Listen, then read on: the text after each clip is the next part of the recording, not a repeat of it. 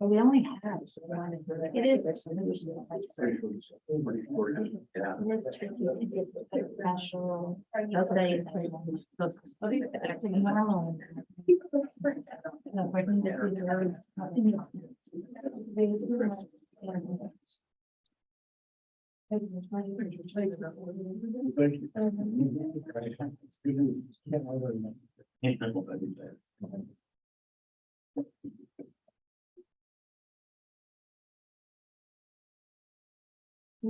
Which one of you was on? You and I are both on that study session, the said has some really good stuff. Yeah. Always fruitful like this.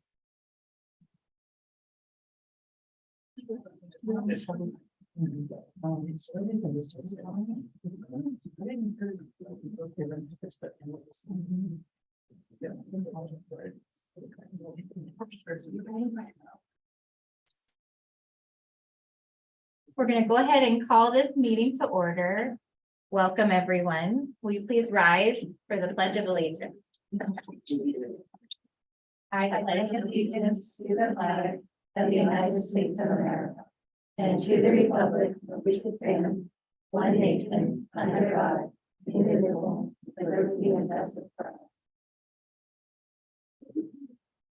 Thank you. We're glad that you could join us in person and on Zoom. We're going to go ahead and have our roll call attendance next. Director Ray. Here. Director Kelly. Here. Director Kingman. Here. President Levesque. Here. Director Knapp. Here. Student Advisor Schroeder. Student Advisor LeBon. Superintendent Sweden. Here. Thank you for the attendance. We'll next have our approval of the agenda. Do I have a motion to approve the agenda as presented?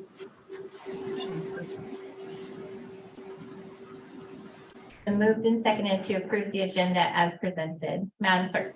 Director Ray. Aye. Director Kelly. Aye. Director Kingman. President Levesque. Aye. And Director Knapp. Aye. Thank you. Next up, we'll have our welcome and our overview of our learning outcomes. Dr. Sweeting. Good evening. So tonight we are going to learn more towards the end. It's at the end of the agenda about the Speak Up at School program. Staff have been engaged in training on that, and also our Student Advisory Council. So Carrie Helgeson will engage us in that learning. We're also going to continue our conversation about the budget needs for reduction for next year and consider the resolution and the plan that was presented and have discussion, and then consider action. There's another action item, which is on the revised student calendar, that'd be action. And then another action, which would be a field trip. So it's has to do with the timeliness of approving that. That's why it's on the study session. So that's going to happen tonight. And we're also going to have public comment. Since we're having action items, we normally don't on a study session, but we are opening it up for comments because of the actions that we're taking. And that's it. Thank you. Which brings us to our next item on the agenda, and that's our public comments. And we have two people here live that are signed up to speak. So I'm going to read our script for public comment. The board recognizes the value of public comment on educational issues and the importance of involving members of the public in its meetings. The board appreciates feedback in order to make the best decisions possible to benefit students.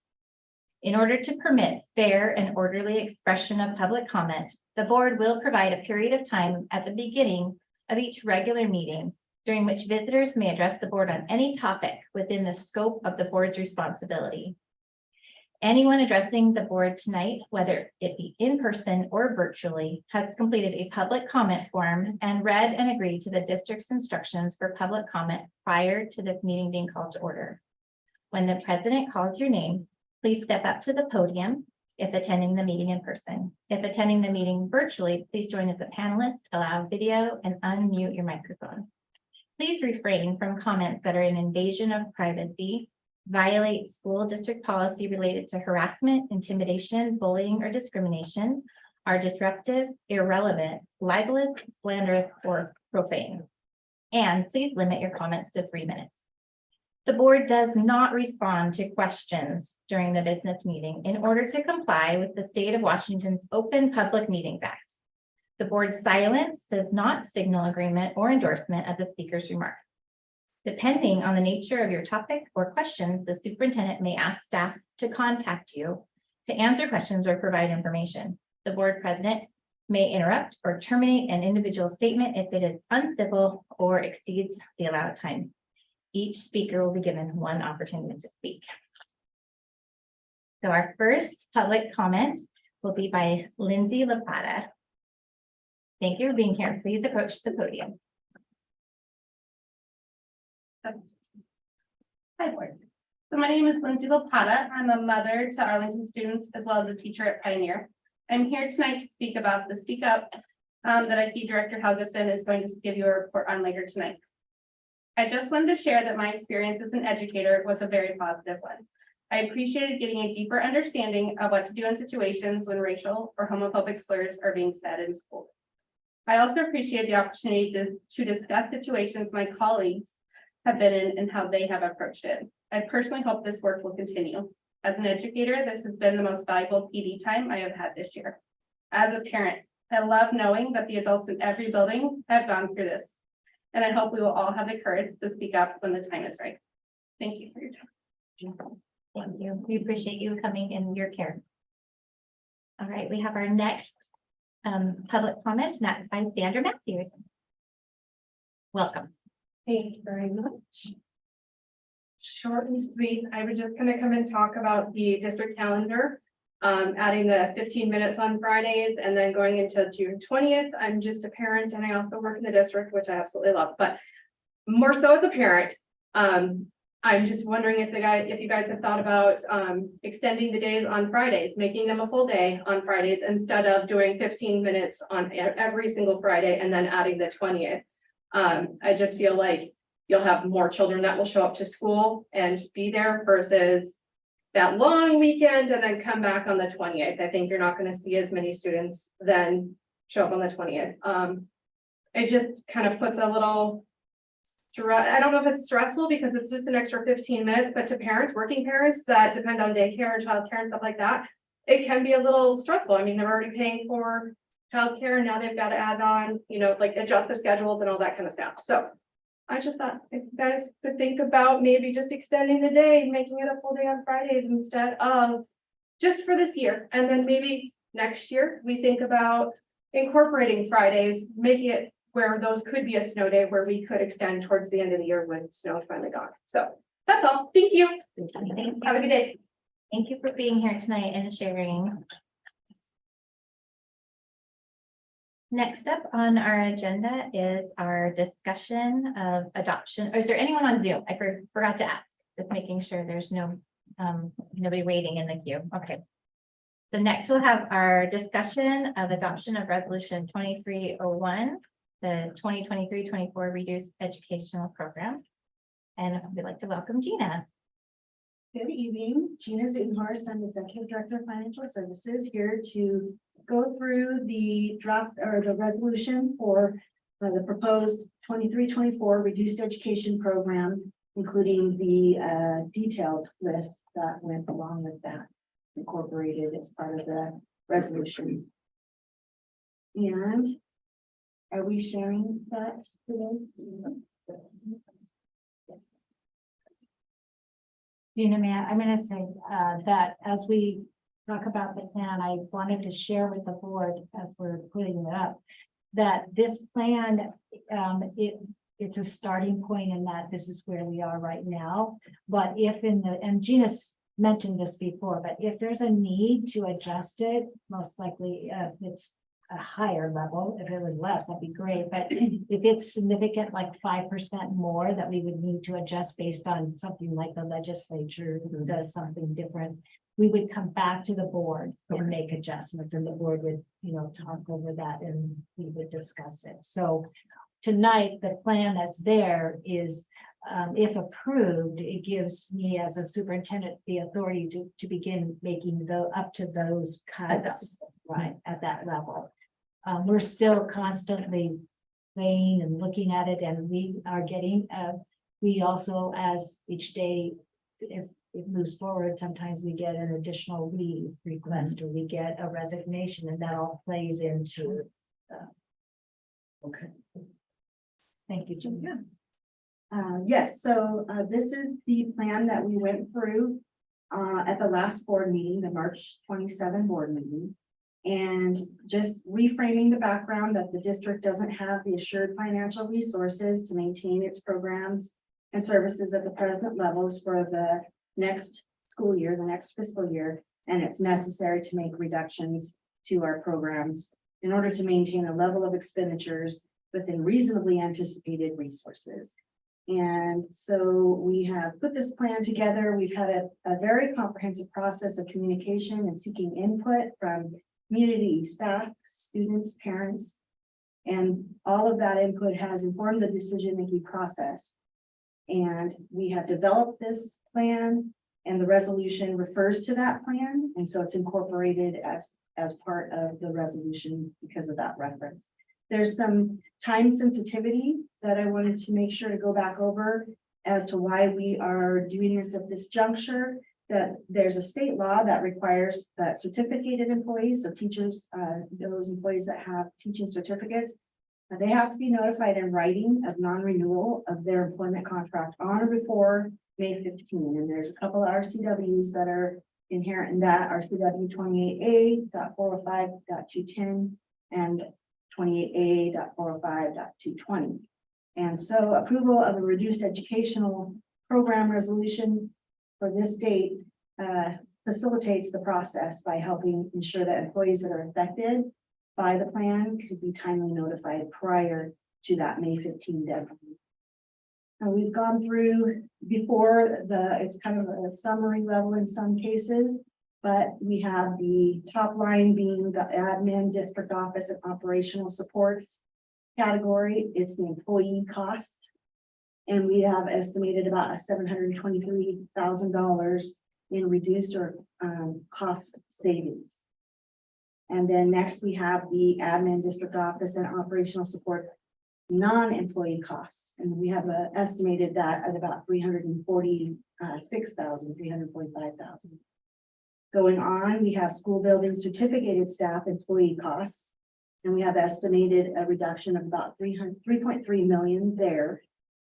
And again, appreciate the board had input and questions about this and during the last board meeting as well. So we can continue to think or answer any other questions about it, but this is the same presentation of figures and data that we had at the last meeting as well. So the next category, school building classified staff employee costs, an estimated reduction in cost savings of $705,000. And then onward, COVID-19 grant funded support staff. There were some employee costs there that were non-continuing, funded by a grant, and that grant is going away. So there's a cost savings there for the staff that were affiliated with that, $373,000. And then materials, supplies, equipment, services, travel, the last big long category there, non-employee costs. So there's some additional categories there that we have honed in on, and we're going to continue to fine tune as our budgets are developed further. $282,000 of a cost reduction or cost savings there. And then last is increased revenues, and we have about $130,000 that we can receive that will assist us in meeting our target of about 5.9 million of estimated cost savings or cost reductions that we need to arrive at. So this was our plan that we went through at the last meeting. And I would move us over to the resolution itself and go through the language of what that is saying and what that's about. So the beginning, it restates the problem and the reasons combined as to why we're needing to make those reductions. So I want to reframe that as well and kind of re-talk about that too, that Many school districts across Washington state are experiencing similar challenges, either in the prior year, the current fiscal year we're in now, or that they will be making adjustments in the next fiscal year due to similar situations as what the district is experiencing.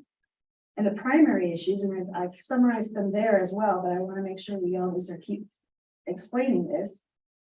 The things that are contributing to the need to make these reductions include, one, inflation. So it's not only causing higher costs for goods and services, but also staffing costs that are increasing with anticipated cost of living increases and negotiated salary increases across multiple labor groups. Next, exhaustion of pandemic-induced federal and state aid, which were non-recurring funds. Next, we've had enrollment declines that have not recovered to the pre-pandemic levels. We've talked a lot as a board looking at our enrollment and knowing that we had a big drop during the pandemic, and our enrollment is growing and it continues to grow, but it is not quite to the level that we were at pre-pandemic. And then we, during that time, have maintained higher staffing levels during and directly after the pandemic, as schools were directly tasked with mitigating impacts of the pandemic and taking measures to accelerate student learning. So along with that, one or two more, use of one-time excess fund balance and a portion of our minimum reserves during the current year that we're in. And then the state's funding model that continues to lead to funding gaps. Specific to the state's funding model is challenges include declining regionalization, talk about this as a board, and continued state underfunding of the true costs of education. And I'll highlight that, including special education and staffing costs outside the prototypical school funding. So we have previously talked about the need for future year forecasts in our monthly meetings. And that paragraph is the reasons combined. But then the fourth paragraph, the next one down, it talks about the need to reduce in positions. And this is where it helps give the authority for our superintendent to go forward and begin to make the kinds of notifications that we need to do to respect our employees and let them be notified as soon as possible, those that will be potentially impacted. And then going down to the numbered area, it talks about the superintendent's authorization to do the plan, and then also that prior to the adoption of our actual budget for the next school year, because as you know, we have a draft of that in July, and then it's not fully approved until August. But if we have significant variances from this plan, that we would come back to the board and share what those are and update the board of significant variations. So that is the resolution. And I think I've said everything I need to say today. You guys have been hearing me express about this, but if I'm done talking, if you would like to propose questions. Can you please go back to your spreadsheet? Sure. I know it's the same one we looked at a couple of weeks ago. The more times you see it, It's the more interesting to me familiar. that your labor seems to be very specific numbers, yet we don't know yet what salary categories we're going to be not renewing. Yet everything else, which in my ignorant mind, should be a little more easier to detail, like band, uniforms, or what have you. All those end in triple zeros. Maybe I need glasses, but from here, they all end in triple zeros. So wouldn't the ones that end in triple zeros be able to be more specific at this point? And the labor figures would be a little more vague at this point? And it seems it's the other way around. Yes, I think what I just didn't round when it on the labor side. Okay, Yeah. And I am building some of those costs based off of current salaries. So those are very specific. And then we adjusted them to next year's dollars. So then applying those kind of calculations created not even dollars, and then I didn't round them. That explains that. and we don't know band uniform replacement costs. Well, that is specifically example. 20 of every year, They said this. or 10. 10, that is a specific, Oh, it is. and they don't use that every year. That's a set aside that we Oh, I see. have assigned of our fund balance that we maintain and keep.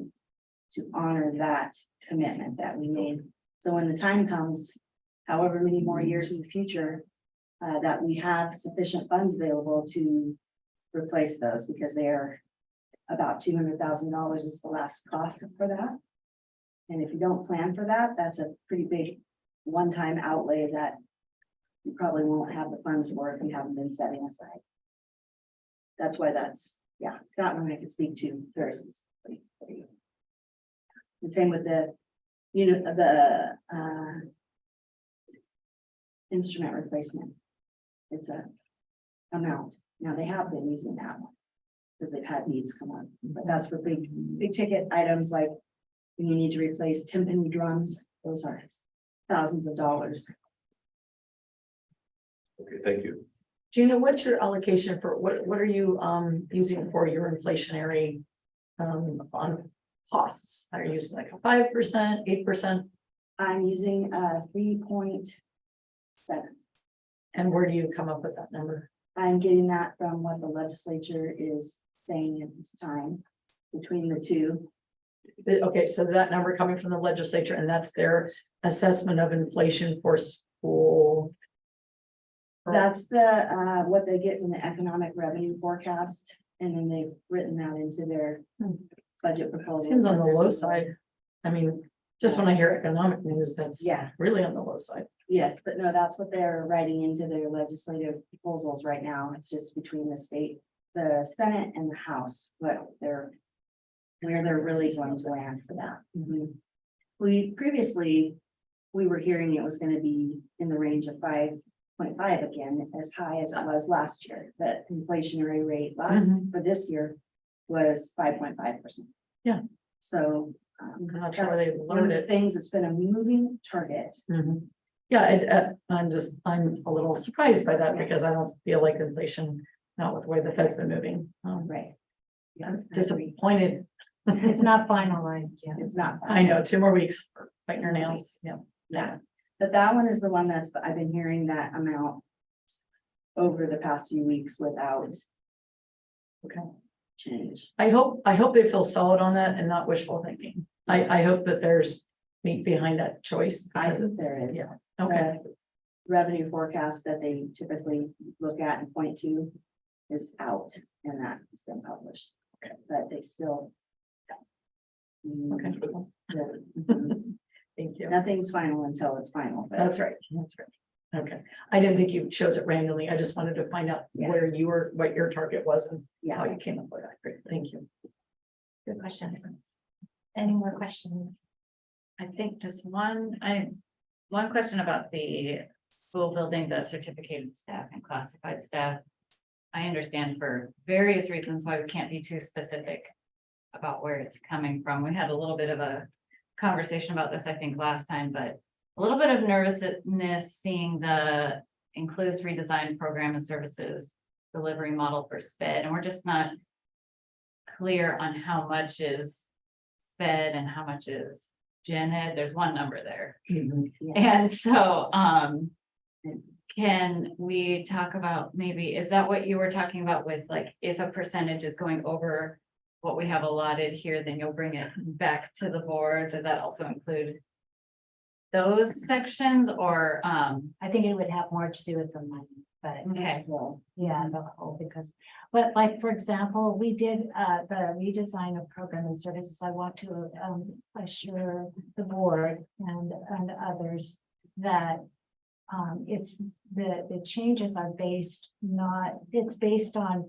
looking at the numbers of case numbers for the different schools, and where there does not need to be another 0.5, say, person added there, that can be, move forward. Some of them are already current year only folks.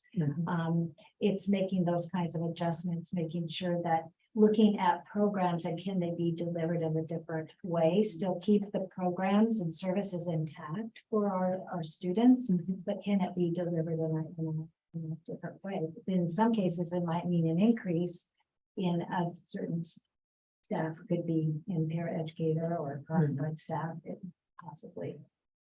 But there's always adjustments in, when you're looking at special education, as students graduate, and then we have new students come in, and then it just has a flows through the system. Sometimes there's like when students then go to the middle school, that's a combination of several schools. So it combines that and it just works out a little bit. We're not eliminating any programs. As far as programs, there's always like for special services, all students will have access to the resource room services. And if they need self-contained services or programs for their needs, may not be at their home school, but it would be available in the district. And again, we're looking at this year, and then we revisit this again next year, and This is for next year. well, okay, this is for the next school year in September. What I'm saying is though, we will be here a year from now and hopefully be in a better position and reinstate where as best we can what we're looking at now. So it's in the interim, but knowing that we will look to come back to Yes. like where we are today, essentially. Yeah, the recovering from where we're at right now, it will take some time to do that. Yeah. And if there's just like the factors that are bringing us here, those same factors contribute to how fast we can recover. Sure. So our enrollment, Yeah. if in the fall, the enrollment is higher than our projected approved Mhm. enrollment number, that makes a difference. Sure. And we would look at what's the priority in recovery would be serving the enrollment and the instructional people, or Mhm. those things that are needed for that instruction. That would be the priority over putting the 10,000 back in the bank. That's Sure. important, but Yeah. we would need to have the people in the classrooms. Yeah, I agree.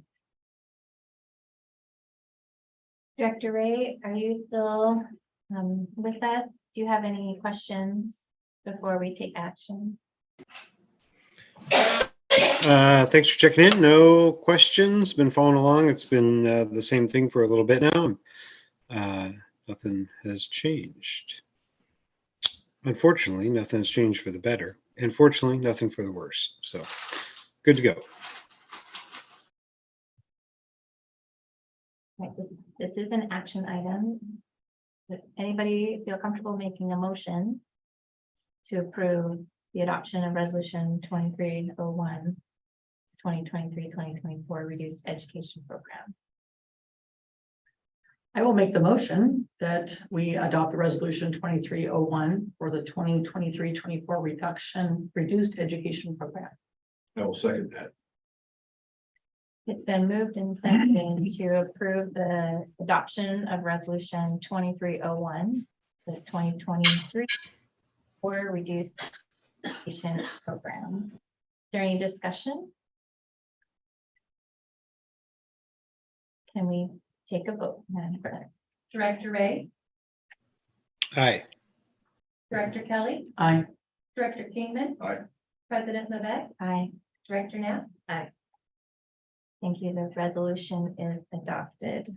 And we want to say thank you, Gina, for your hard work and for the community and all the voices that have spoken up. We appreciate this is hard and we know that it's difficult and emotional and exhausting and thank you. Thank you. Thanks for your guidance and engagement along the way. So next up, we have another action item on our agenda. We have our revised 2022-23 district calendar, and this will be presented by Dr. Sweeting. So I appreciate public comment tonight about that. I wanted to clarify that there's two requirements for our district. We have to meet a threshold of 180 days. So we have to go 180 days or get a waiver. And we have to have at least 1,027 instructional hours.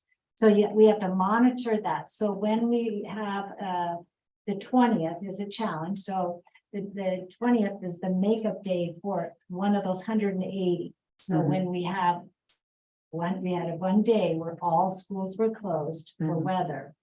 They allow you to waiver But before they'll give you any waiver, you have to make every attempt to make up at least 3. You have to do something. They don't consider it unless it's an emergency waiver like we had with Pioneer and Arlington High School. That was weather. Yep.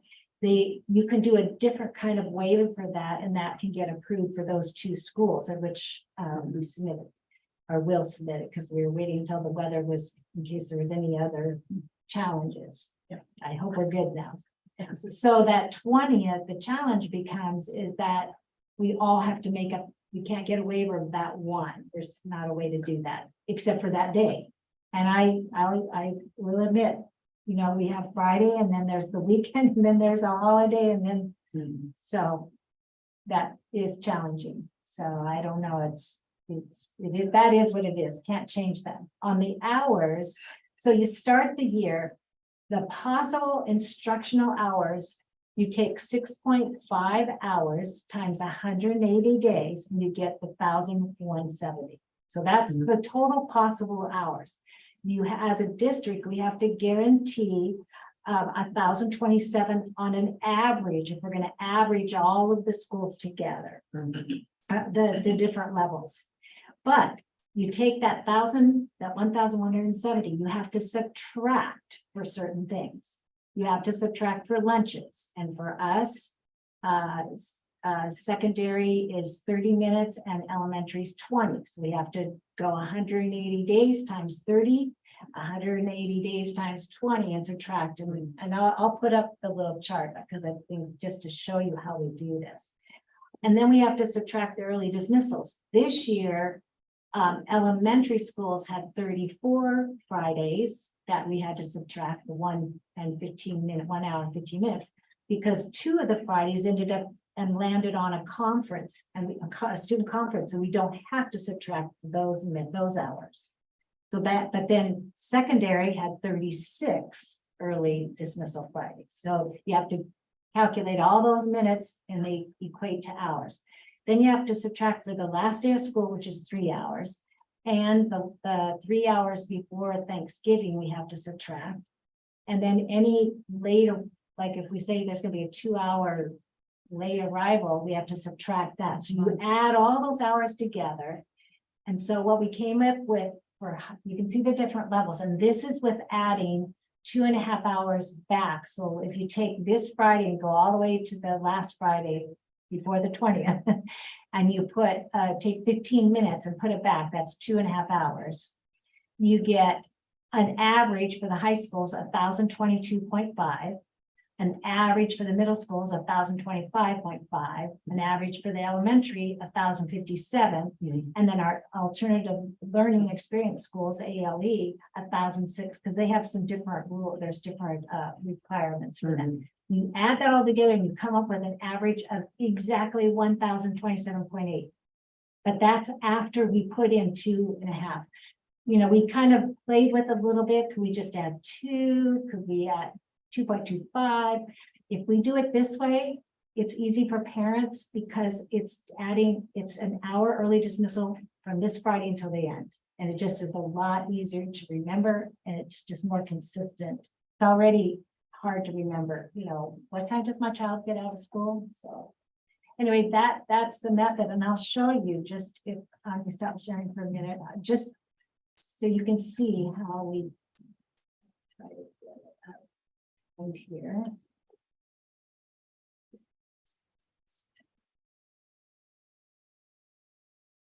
Oh, We can share it. We'll share it for you. are you sharing it? Okay, good. I have it on the. So this is the actual sheet that we use.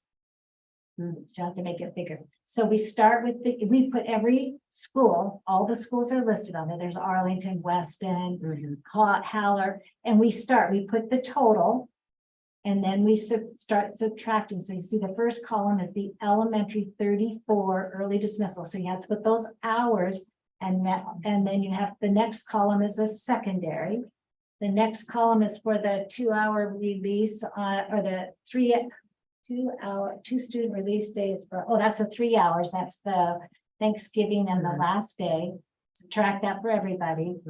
Conferences, always put a notation what the hours are, but we don't subtract it. But just so, because it's allowed. Mhm. The next one is for the lunches that are deducted, so it's different for the secondary. And then we put on there the hours. So you can see the emergency hours for every school. There's two, Arlington High School and Pioneer, that had a little bit more because like, for example, Arlington High School, the kids, it was a 2-hour late, they came and the electricity didn't come back Yep. on Yep. after 2 hours, so they had to leave. So we calculate all of that. So all of that's on there, and when you get down to the get further onto the left, you add up the total student hours missed, and you equate to the average, and then you go down that far right, and you have to average it all out, and at the very bottom, it's 1,027.8. And so it is, and we have It's advanced math. It is advanced. But we do assurances, so at the beginning of the year, and we'll do this in August this summer, we guarantee as a board that we will have 180 days unless an approved waiver is given. And at least an average of 1,027. Who provides the waiver? The board or the The state? State Board of Education. So we have the two schools, Pioneer and Arlington High School. I've been already spoken with them, and the form's been filled out, and the board actually approved it earlier this year. That goes to them, and that's an emergency, different than all schools are closed. You just make that up. Unless it's excessive. So if it gets over 3 or 4, then they do some, they give some waivers for that. But we're not there with 1 day. I just was wondering, I'm wondering, has Arlington generally built in any snow days during the school calendar? It's not been a practice here. I've been in other districts where it has. Yeah. And I think it's just been a practice here to add them at the end. But that's something that we talked to the labor groups about, and there's just seems to be a preference here, but we're always open to conversation. Yeah, because About in Lakewood where I'm at, we had 2 different days that were built-in snow days. We ended up having those 2 snow days, and you're sitting there marching, going, oh, this would be a great Monday to have off. However, but then we're gonna go till the 16th. We're stopping. We don't come wrap around for Juneteenth and come back on Tuesday. So I am like, that was great. I appreciate that. So I just feel like that would be something on one of our surveys, to continue to ask the questions. You might have other employees that, maybe paradigm changes, but I think that's something to continue to have a conversation about, because it is built in. And as we have a person picking, and I'm sure you're not the only voice out there, but yeah, I think coming back is hard, and then you have enrollment issues. So definitely something to think about, but I appreciate that you had experience in other districts. And I will say, I just, that on the 2.5 hours that we're adding back in, we did have conversation about, well, why don't we add that? We could add it to the end of the last day of school. We can make it, because right now it's 3 hours early dismissal, but that's not very good instructional time, because think about it, the last day of school, bulletin boards are taken down, everybody's just Field day. Getting the It's yeah. a yeah. party. this is a better way to support our kids instructionally. So support them with instruction over a longer period of time, 15 minutes extra each week. So that's why we're presenting it in this way.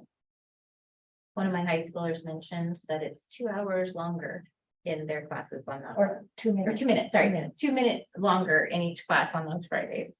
Like, what kind of learning are we? I don't know, but you can learn a lot in 2 minutes. Have you seen a 2-minute YouTube video? Oh, boy, you gotta walk. So I hope nobody wastes their 2 extra minutes. And we're hoping we have no additional late starts. Don't We're start. hoping that we're okay. No snow flurries on Wednesday. Does it say that? I heard There was something. Just ignore it. Just be careful. I'll come wait, here we go. So this is an action item. Does anybody else have any other questions? Couple of questions real quick. Go ahead, Mike. Dr. Sweeting, whose office in the district is responsible for the accounting of these hours? Does that fall with your particular purview, or is there one of our other directors of one of our departments responsible for this? It used to be with the assistant superintendent, but then when we got hired an assistant soup, when that, I think 2.5 years ago, I've been taking on that responsibility. Excellent, excellent. And while I have no doubt that the calculations are accurate, but I know we're going to be extremely close. I'm assuming we've had peer review of the accuracy of the spreadsheet and the math just to make sure we are 100% on par. Good. I have a cabinet and my assistant have reviewed it. The other thing, though, I will state, Mike, that this makes us think is for next year, what if we have a really hard winter? This year, we're fortunate to only have the days that we had, the 2 days. So we have some wonderings that maybe our early dismissal, even though it seems short already, the 1 hour and 15 minutes, that we just may need to make it next year 1 hour, the whole year, that we would gain back 9 hours, which would give us some leeway, or not have them in September. We have to come up with it. We cannot be again in a place where we are this close. Mhm.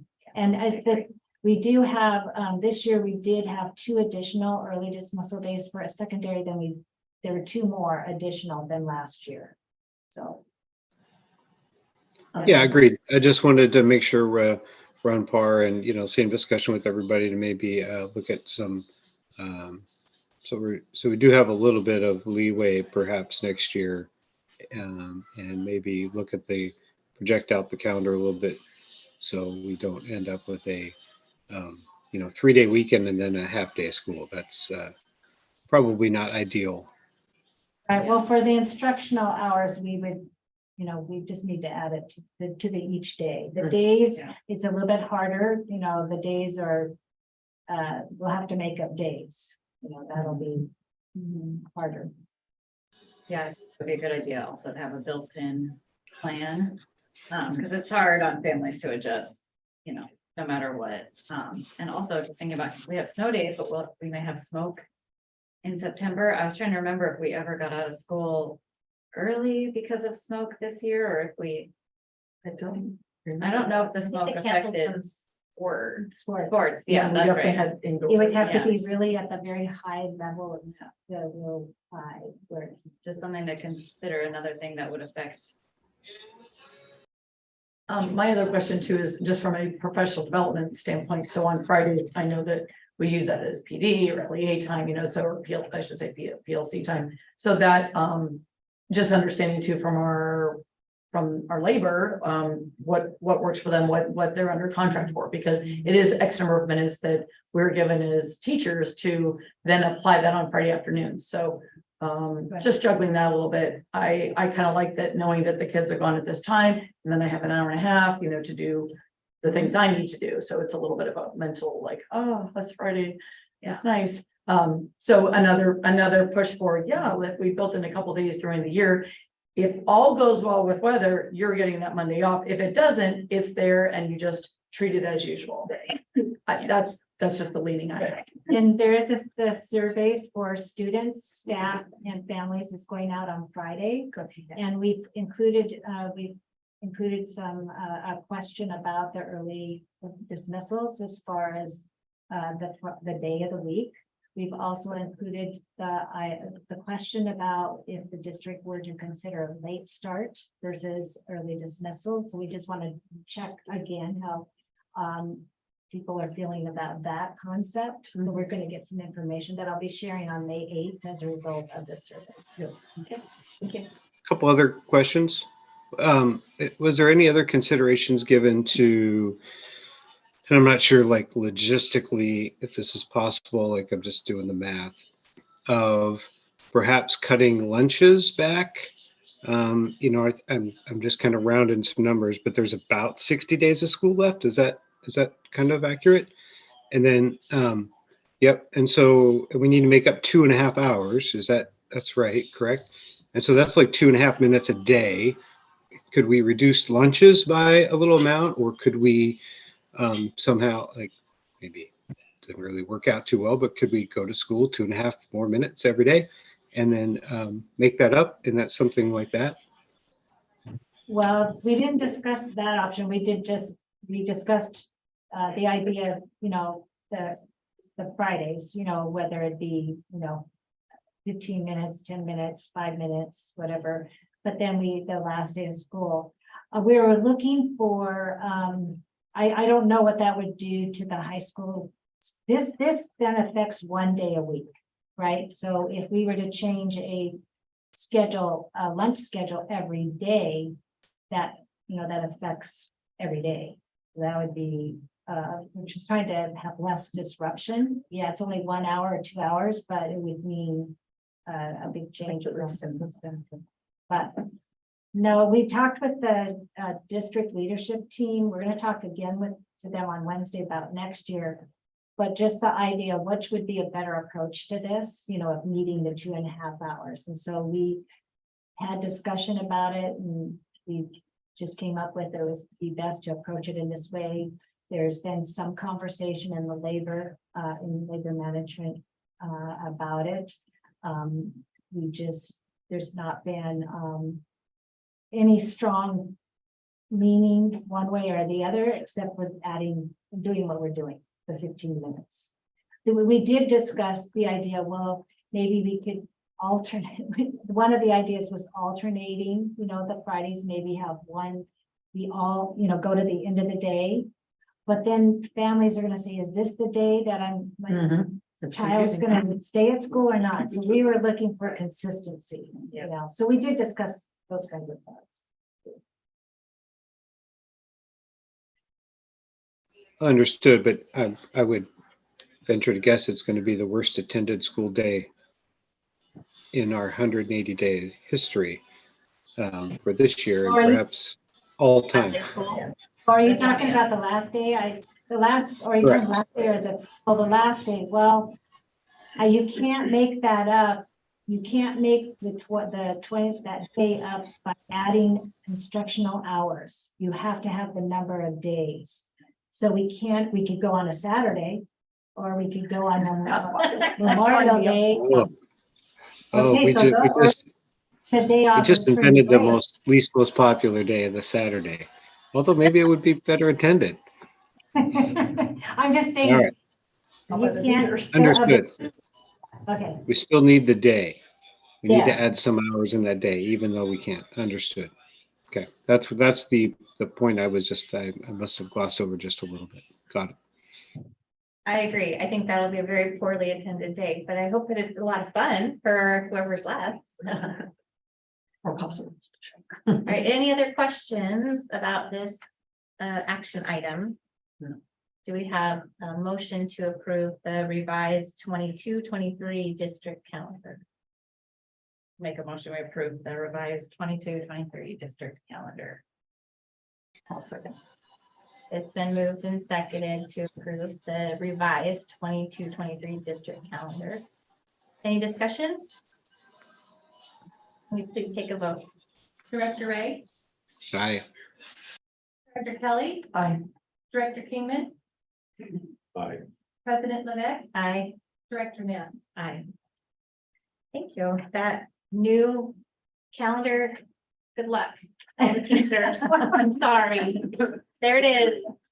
That poor last day of school. I know it's gonna be a fun day. It'll be a really fun day, but next up, we have another action item on our agenda, and that is our National High School Drill Championships in Daytona and Orlando, Florida, May 4th through 8th, 2023. Do you think they need chaperones? And that will be presented by Brian Long, who is on Zoom. Do we need to volunteer for that one, Brian? No. We're good. Also, let's be clear, it's Florida in the middle of summer. Sure you want to go? And it's 100% outside. So they got the opportunity to go to national drill competition in Florida. We don't usually have this opportunity, so it's a huge kind of opportunity for them to get to participate in this because they qualified to be able to go. They weren't top, but they were near the top. So we're just overnight out of state, obviously, and they're pretty excited. The kids are really excited to go. So Brian, what is drill? I don't so know. it's, if you ever watched a march in formation, Yeah, yeah, that's what it is. And they just have, they're pretty, they have to be super crazy precise. Like it takes drill to a whole different level in terms of precise, but there's different categories. There's the whole group of 8 or 9, kind of depends on how big you want to make it. And then there's like dual ones where it's just 2 people. And then Zach, I think, does the thing where you throw the firearm in the air and twirl it around and do all that fun stuff at the same time. So cool. yeah, it's pretty our first spectacular time. to watch them all do their thing. Is this our first time going, you said? No, I think they've been in the past, but it's not a regular thing by any means. I'm guessing it's 4 or 5 years since, well, they've never been there since I've been here. So it's been over 5 years. So Yeah, very nice. Brian, can you explain the funding for this and the 3 different accounts? Yeah. Everything with ROTC is more complicated, end of story. So I pay for most of the instructors. So we're sending both our instructors because we have both male and female students attending. So I pay for a good portion of them. And then there's the Department of Defense that gives kind of a grant. They call it a grant, but it's really a reimbursement. So once the cost is accrued, we can then get reimbursed for that amount of money. I'm sure that's going to be oh so much fun in the world of paperwork. And then whatever's left over, mostly it's just the students at that point, and any cost that's not covered by that grant or that reimbursement is paid for by ROTC itself, the ASB. Does that make sense? Doing some It's got that- fundraisers. What? I thought you're planning on doing some fundraisers. Oh, the ROTC has plenty of money. They are something like $20,000 plus easy. Yeah, they don't even have to do extra fundraisers to pay for this.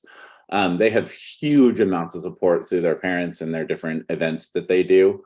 Other than FFA and DECA, they're the 3rd most well-funded organization we have in CTE. So they're good. So Nice. yeah. Thanks for that explanation. Anybody else have any other questions? If you don't mind, I just want to make sure, since we are, oh, my video's off. Since we Right, Mike. are recorded and forever in there, I heard Brian Long say firearm, and of course I cringed a little bit. We all know that it is a drill piece. It is. Which looks like a firearm, but clearly is not, nor is it ever intended to be, nor ever will be.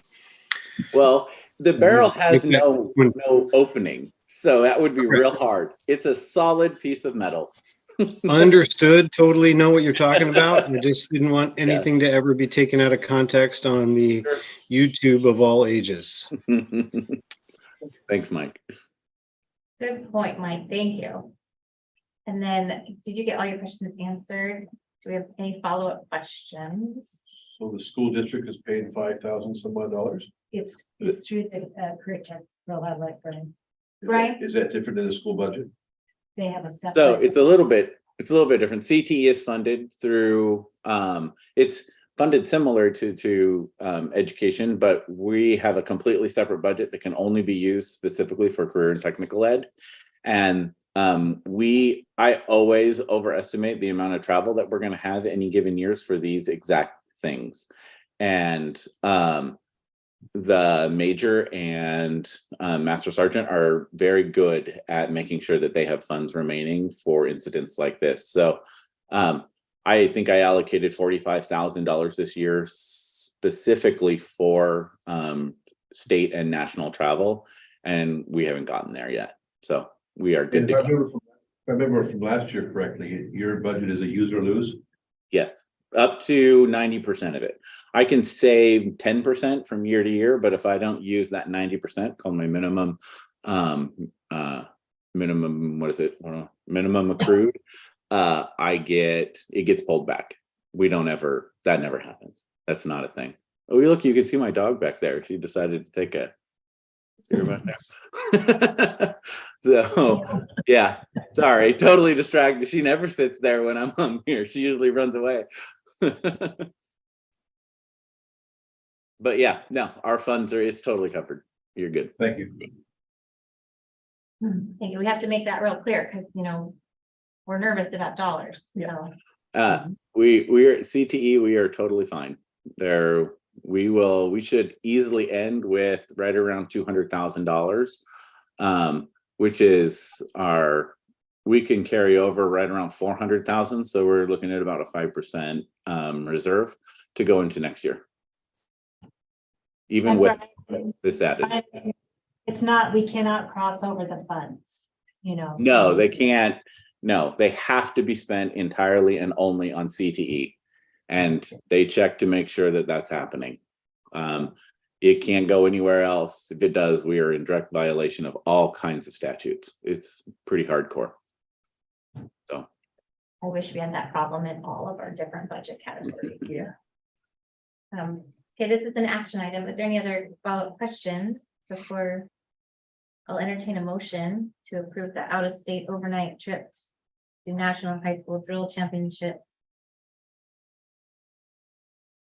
I make a motion, we approve the travel for National High School Drill Championships in Daytona and Orlando, Florida, on the 8th through the 4th through the 8th. Second.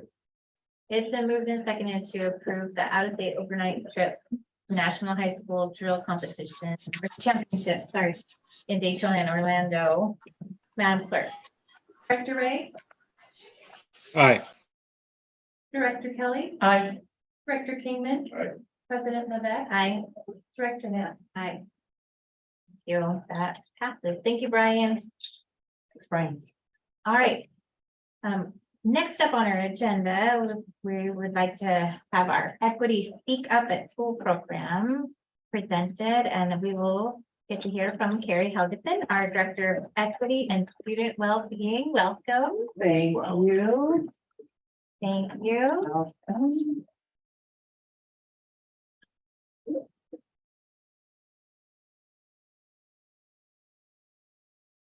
All right, go ahead. Directors, okay? So the Speak Up program that you've heard a little bit about, that we've been training staff since probably January. So it's been about a 3-month training using Friday afternoons to train all staff in all the schools. And then in January with the semester day, I trained the bus drivers and some of the kitchen staff on this exact program. So basically this came from surveys and just talking with students and staff about when you hear racial, homophobic and other hurtful language, how do you respond or not respond? And a lot of the staff were saying, we hear it, we don't know how to respond. Mhm. So this really came from a call out from staff as far as we hear it, we don't know how to do it. And also having just a common program across all of our schools as well, so everybody's responding in the same way. So this program was taken straight from the Learning for Justice website, and it was really in response to what they were hearing also, just as our staff was hearing, that we don't know how to respond when we hear it. So myself and the educational equity facilitators worked on this. We created PowerPoints together. And then most of the time, the facilitators went out on those Friday afternoons the same day and shared the exact same PowerPoint, same message with school staff. So I'm going to kind of walk you through each module. So this program consists of 4 different modules. So the first one was basically, this came straight back. No. To the purpose. There you go. So we created a purpose statement so that all of us have the same goal in mind when we're going through this program. So to build relationships where each person feels valued and included for who they are and what they bring to the table. So this includes students, but it also is adults in the system as well. So we provided resources and strategies to help address biased language in constructive ways, and then how to learn to speak up in different ways and situations. So that was our overarching goal throughout all 4 of these modules. Then the first module, we talked about what is meant by biased language, because when we hear that term, sometimes we don't know, or your definition or impression is different than the person sitting next to you or in the next classroom. So we went through and really kind of narrowed down what does biased language means, which includes slurs, put downs, and any other negative labels. And sometimes biased language is actual bias and can stem from just ignorance. You know, we just have never been exposed to this. And so we just don't know. And that's okay. And that's why we're a learning organization. And that's what we set out to do. And so we came up with a common definition, just the habit or learned stereotyping of people that are formed without people realizing it. You know, living in the house you live in, or the way you grew up, or so. So then also the first module, we just had conversation with staff, and we got this from students as well, from student surveys and our student advisory council is, what are you hearing in your classroom, in your hallways, in the cafeteria, sometimes in the staff lounge? And so these are just a tip of the iceberg, and that's why we have the iceberg here as far as what we hear. And this, from that information, is also why we felt we needed this training to go out to all staff to speak up against biased language. Excuse So, me, yeah, you all didn't know how to respond to this before? sometimes not. It's pretty scary for some teachers to feel like they can speak up because they don't know what parents are going to say or support that they'll have if they do speak up or not. So these are actual examples of words being said every day in our schools. One of the biggest things, like we said, is when we hear it and we don't respond, that sends a message to our students in itself, right? They figure, okay, that's acceptable language. So we really wanted to share out, you know, these common strategies, which I'm going to share with you here in a little bit. So this was the first module, just sharing examples of what we're hearing every day in our schools and how we currently respond or don't respond when we hear those. It was really good discussion from what I heard from the equity facilitators around this, you know, and a lot of teachers and paraprofessionals and other staff just sharing, you know, we don't know, we just don't know. And we know we need to say something, we don't know what to say. That's not going to be offensive to some of the students. So then the second module is when we really got into what this program is. And it's basically 4 basic strategies to how to respond in different situations. So module 2 focused on these 4 basic strategies, which I'll go into in a little bit. Just interrupt, question, educate, and echo. And then module 3 went a little bit deeper as far as if you're in the hallway with a student you don't know, what's the best strategy to use? Or if you're in your classroom and you hear this, what's the best strategy to use? Or if you're in the staff lounge and you hear something, what's the best strategy? So really looking at different parts across our system and then which strategy is best to use if you know students well or adults well, or if you don't know them very well, and depending on the situation. So then each strategy, first one being interrupt. So this is really, if we just did this, it's going to make a huge difference in our schools and how our students feel and their safety. So you must speak up against every biased remark every time it happens. You can't let this biased remark go and then this one I'm going to respond to, right? We have to have common expectations across all of our system. So this is that first strategy, interrupt it every time in the moment without exception. So then when we talked about this strategy, then we started talking about as a staff, okay, what are some talking points? Just so we have those in our repertoire around how can we interrupt when we hear a biased language? And it could be easy as, I don't like words like that, that phrase is hurtful, and that can be the only thing you say. But other students hearing that you actually spoke up is going to make a huge difference.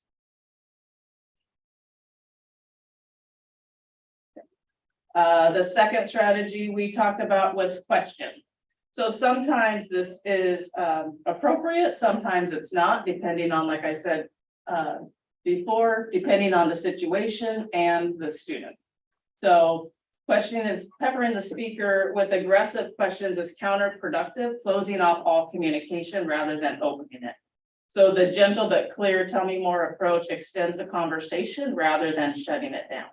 So the goal with questioning is to understand the roots of the speaker's prejudices, then help add context and information to dispel them. So this could be really appropriate in the classroom, right? When you're having that conversation, something gets said, you stop that lesson, whatever it is, math lesson or not, and just have that time to educate the students around why that was hurtful. So talking points to why do you say that? What do you mean? Tell me more, so you can learn about what the student or whoever said the hurtful language is talking about. Third strategy is educate. So hate, like I talked about a little bit ago, hate isn't behind all hateful speech. Sometimes ignorance is at work or lack of exposure to diverse populations. Other times people simply don't know the negative power behind certain words or phrases. So a good first step in this is to explain why the term or phrase is offensive and encourage the person to choose a different expression. So unless you're dealing with a long standard pattern of behavior, give the speaker the benefit of the doubt and allow that person to make a change. So that educate piece first. And if it keeps happening, then it becomes different. So just having certain talking points. Do you know the history of that word? Do you know where it came from? And then the fourth and final strategy is echo. And this is one that I've talked with the Student Advisory Council about. This could be really powerful to help our students. So echo is basically if somebody speaks up against biased language, don't just stand there and stay quiet, but join in. Because it's really powerful to be the first voice to interrupt the bias, but just as powerful to be the second, third, or fourth. Power in numbers helps to lessen the hurt. So as the echoing voice, you can reiterate the anti-bias message, or you can thank the first person for speaking up, or both. So the talking points around that is, thanks for speaking up. I agree that word is offensive and we shouldn't use it. So this could be a really powerful strategy to educate, especially our middle and high school students.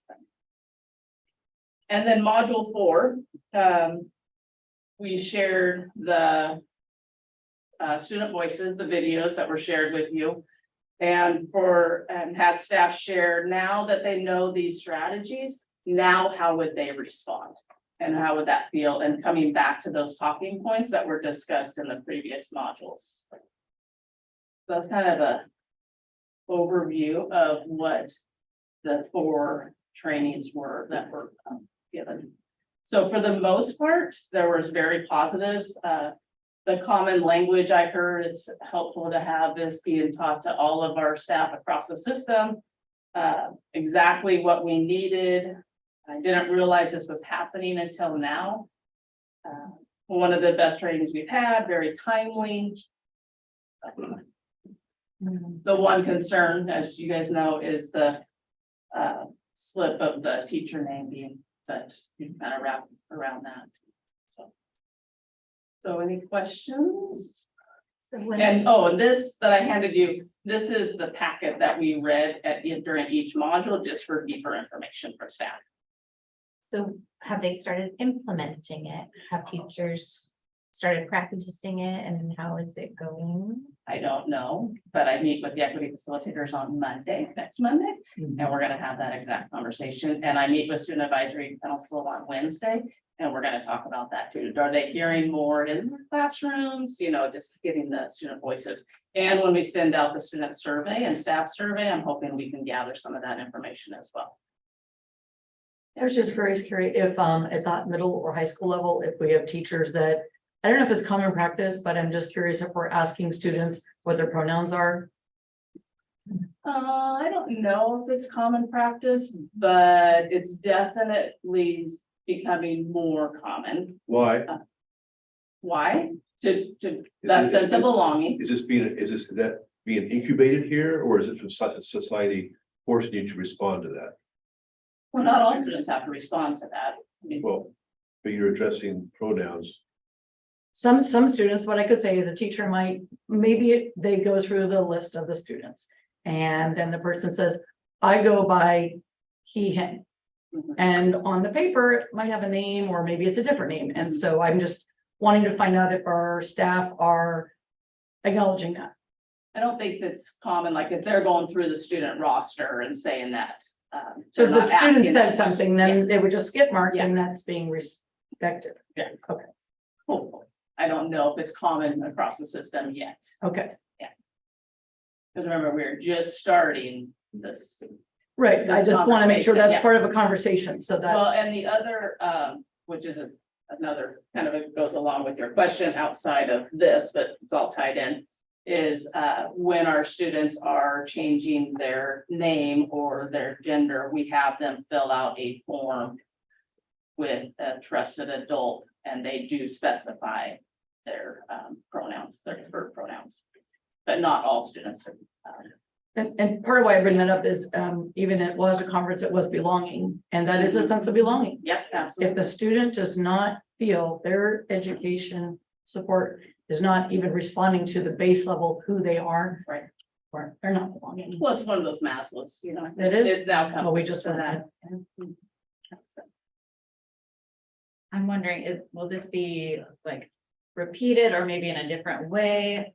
Like, is it once a year or how often will these practices be revisited and refreshed and maybe get some input of how it's Yeah. going? So that's what planning for the rest of this year with the equity facilitators, what does next year look like? So how do we continue this? Because we could have new staff, right? And just reminders all the time so that this is fresh. Well, whatever we can do to help support people being nice to each other and using positive, kind words instead of mean, hurtful words. Yes. It makes a huge difference. It does. And Happier place to go to school. And just on your account, Mike, not understand, I mean, I think I feel myself that until we have a system, that there's an accepted sort of, what we say in the hallways, what we say to students.